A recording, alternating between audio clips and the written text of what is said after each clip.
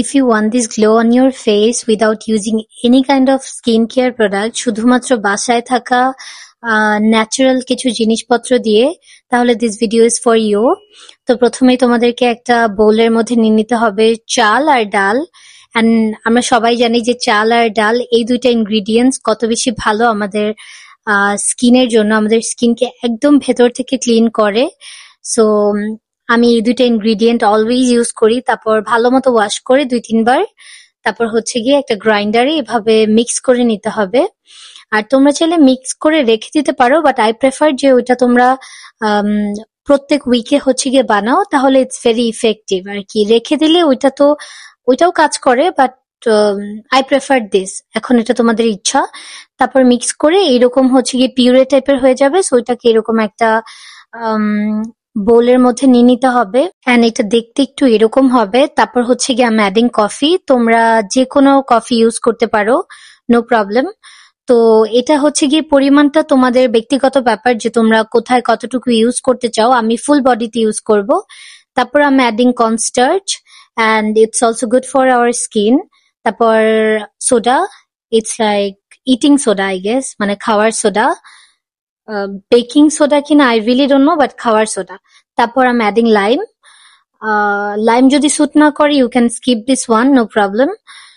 তারপর হচ্ছে গিয়ে লেবুটা আমার স্যুট করে, সো আমি লেবুটা ইউজ করি। তারপর আমি adding sugar, because sugar it's very good, because naturally exfoliate করে আমাদের স্কিনকে।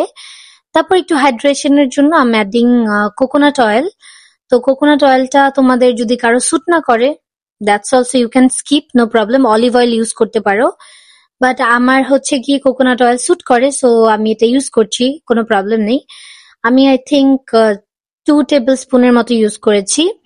তো তারপর একটা ভালো করে এরকম মিক্স করে তোমরা হচ্ছে গিয়ে 5-10 মিনিটের মতো ওটা রেখে দিতে হবে to settle this whole mix thing. তারপর হচ্ছে গিয়ে তোমরা বডিতে এটা ইউজ করতে পারো। এন্ড বডিতে আমি ইউজ করেছি, বাট অতটা বোঝা যাচ্ছে না, কারণ আমি আবার ম্যাসাজ করছিলাম, তো অনেকটা অ্যাবজর্ভ হয়ে গেছে। I know I am looking crazy, but trust the process.